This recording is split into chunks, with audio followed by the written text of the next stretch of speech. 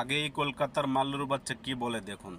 বাংলাদেশের Cox's Bazar railway station বিদেশিদের কাছে বিক্রি করে দিচ্ছে ডক্টর মোহাম্মদ ইউনূসের সরকার। ভাই, বিদেশিদের কাছে বিক্রি করে দিচ্ছে কক্সবাজার রেলওয়ে স্টেশন। বুঝতে পেরেছো বাংলাদেশের কি অবস্থা, কতটা খারাপ অবস্থা।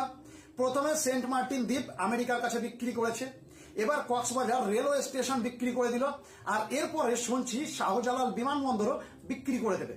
বাংলাদেশের এরকম একটা পজিশন যে এখন বেচে বেচে খেতে হচ্ছে, জমি বেচা কেনা করে নিজেদের পেট চালাতে হচ্ছে, এরকম পজিশন বাংলাদেশের।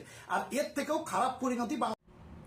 এই মাল্লুর বাচ্চা শোন, তোদের কি গুড়া কৃমি হয়েছে?